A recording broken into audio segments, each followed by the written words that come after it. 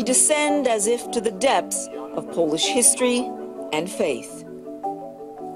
Mark, this is stunning. This is unlike anything I've ever seen before. Where are we right now? We are in the most famous and the deepest underground church of the world. It's called the Chapel of Saint Kinga. Everything you may see around here was carved by 3 miners, Only amateurs. 3 miners? Yes. It took them 67 years. Everything I see here is salt. Reliefs, figures, altars, chandeliers made of salt crystals. The floor also, which is one single block of salt, 101 meter below the surface.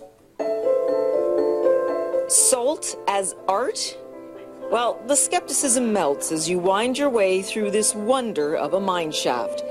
It is a thing of beauty carved from the most basic of elements, rock salt. For centuries, this was also a working salt mine, a real treasure for a Polish kingdom when salt was as valuable as oil. This is a working mine. It produced salt for many, many years, centuries really. Why the artwork? Why the sculptures? Why? How did all this come to be? First, miners, they carved figures in chapels, in churches, underground. They wanted to have places to pray. Their work was dangerous. There were floods, there were fires, there were explosions of methane.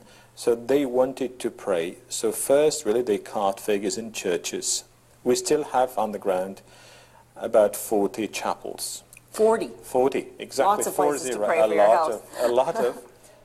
This is a vast warren of artful beauty, totally unexpected. It's easy to forget when you're down here that this is salt, the kind that's usually next to the pepper.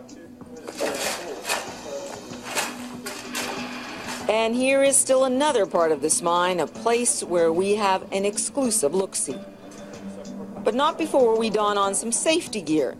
Top engineers here tell us, of course, they are working to keep the mine from caving in. But what really keeps them up at night? The most dangerous thing, and let's say the challenge, which is still very important and dangerous, is the water, fresh water. Thousands of liters of water per day still seep into this mine. During communist days, many here worried about preservation and, more crucially, if the Soviets could really appreciate what this place means to Polish history. Why do you think it's such an important place historically? Because it shows, I think, all parts of Polish history. They are almost shown here in the mine.